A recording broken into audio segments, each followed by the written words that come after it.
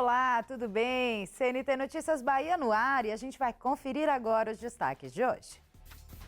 Trabalho doméstico tem queda no número de trabalhadores com carteira assinada. Em Salvador, saque do empreendedor ajuda quem tem MEI a declarar o imposto de renda. E ainda, Senado aprova a guarda compartilhada de pets em caso de divórcio e a medida levanta um alerta. Todos os detalhes você vai ver agora no CNT Notícias Bahia.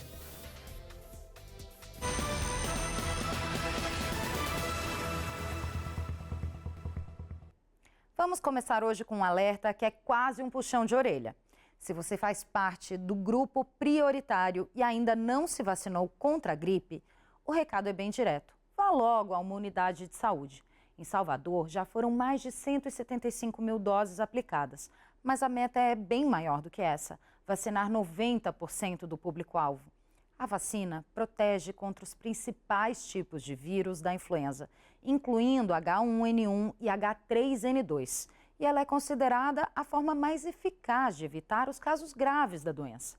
Devem se vacinar as crianças pequenas, os idosos, as gestantes, as puérperas, além dos profissionais de saúde, os professores e as pessoas com doenças crônicas, entre outros grupos prioritários.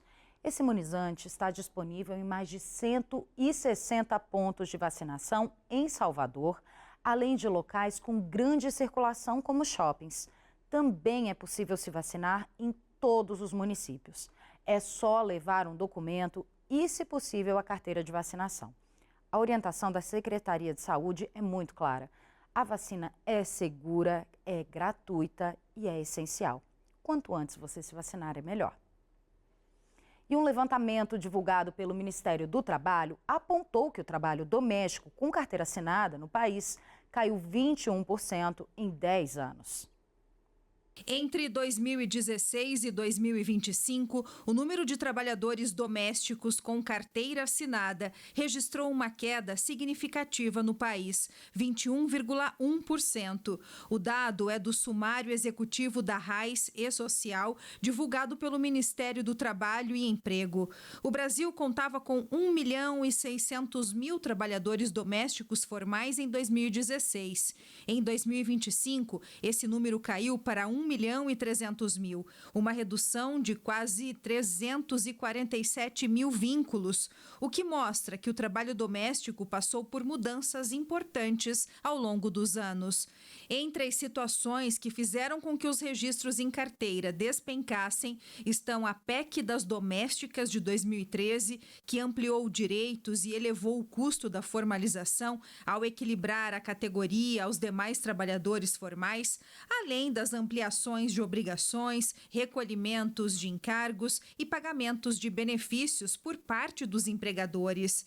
Em 2020, a pandemia de Covid também deu uma forcinha, intensificou as dificuldades de manter trabalhadores domésticos, considerando inclusive a questão do isolamento social. Depois da pandemia, os números nunca mais foram os mesmos. Em 2025, o trabalho doméstico formal no Brasil seguiu marcado por desigualdades de gênero, raça, idade e escolaridade, refletindo características históricas da ocupação.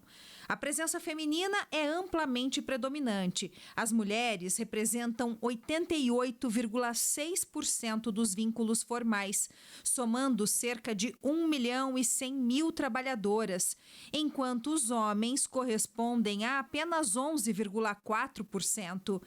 Em relação à escolaridade, a maior parte tem ensino médio completo, seguida por trabalhadores com ensino fundamental incompleto e ensino fundamental completo. Do ponto de vista racial, os dados evidenciam diferenças históricas do mercado de trabalho. Trabalhadores pretos, 41,6% e pardos, 13,5%, e somam mais da metade da categoria, enquanto pessoas pessoas brancas representam 44,5%. No quesito faixa etária, há uma variação predominante entre 40 e 59 anos. A remuneração média da categoria atingiu no ano passado o maior nível dos últimos 6 anos, chegando a R$ 2.047,92. E depois do intervalo, já está aberto o período para pedir a isenção de taxa de inscrição do Enem. Veja como fazer.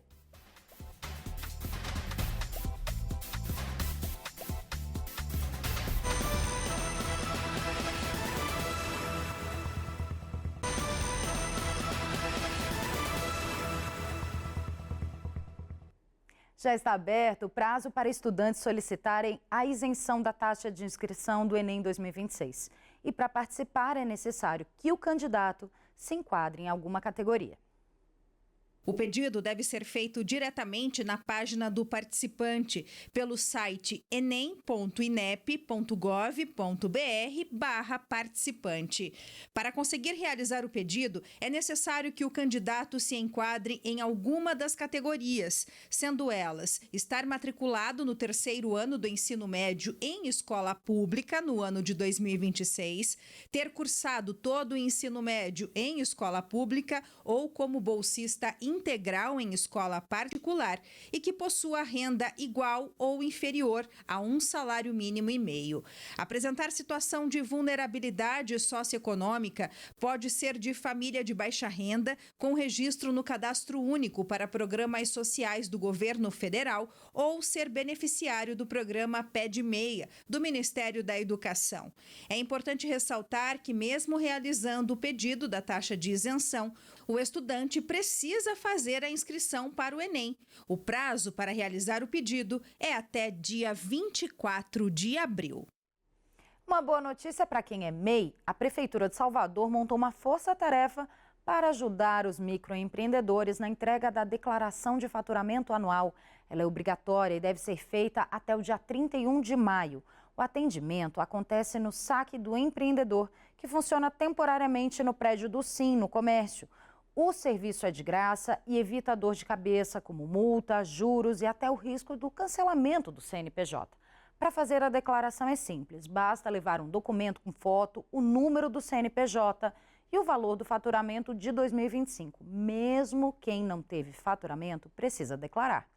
E o atendimento pode ser por ordem de chegada ou também pode ser agendado pelo aplicativo Salvador Digital. Mas não deixe para a última hora e aproveite o suporte para ficar em dia e sem complicação. E no próximo bloco você vai ver que o Senado aprovou a guarda compartilhada de pets em caso de divórcio, mas a medida levanta um alerta sobre o impacto na saúde emocional dos animais.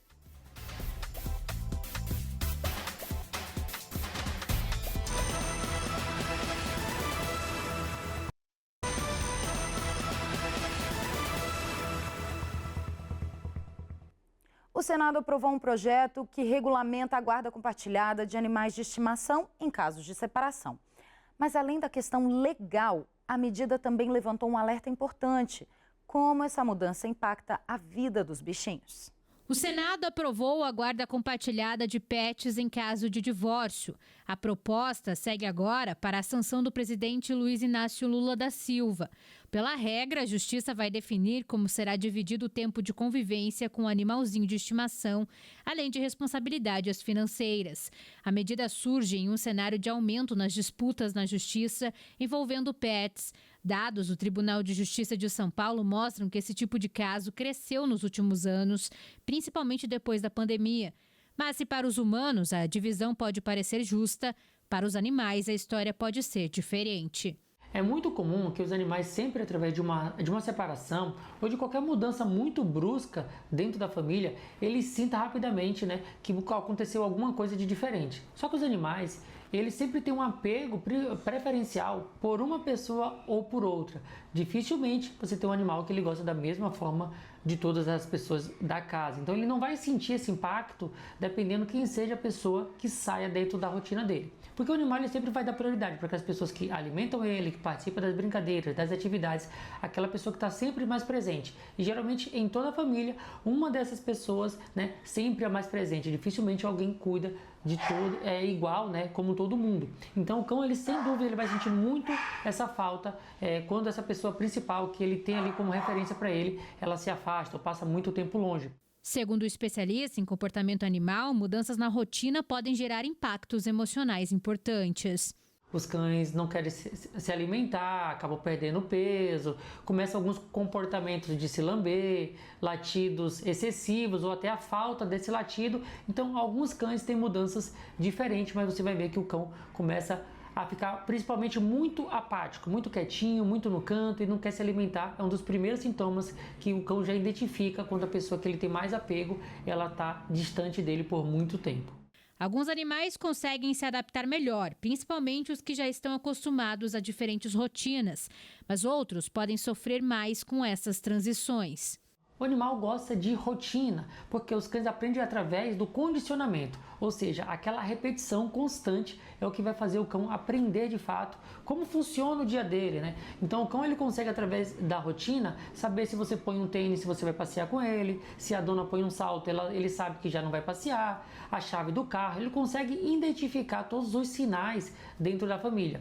E quando ele tem essa mudança brusca de ambiente, isso deixa ele completamente perdido. Para evitar problemas, especialistas recomendam manter uma rotina organizada, com horários definidos, objetos de apego e comandos sempre consistentes. A principal coisa é manter esse cão ou esse gato sempre em atividade. Por quê? Porque quando eu estou falando de cão, principalmente, se eu mantenho os passeios em dia, a creche, ele sair para brincar, fazer amizade com outros animais, correr, jogar bolinha, ter uma alimentação saudável, ter realmente uma vida ativa, o animal ele não consegue ter tempo ali livre para ficar pensando de como era aquela rotina anterior. Quando você começa a colocar uma rotina mais intensa na vida do cão e ele começa a ter várias atividades, ele passa por isso de uma forma mais tranquila. A guarda compartilhada pode funcionar, mas precisa levar em conta o principal, o bem-estar do animal. Mais do que uma decisão judicial, é uma questão de cuidado e responsabilidade. A orientação é sempre observar o comportamento do pet e buscar ajuda especializada, se houver qualquer sinal de estresse ou sofrimento. E o CNT Notícias Bahia de hoje fica por aqui. Continue com a gente também pelo aplicativo CNT Play, que é gratuito. A gente se vê na próxima edição. Até lá!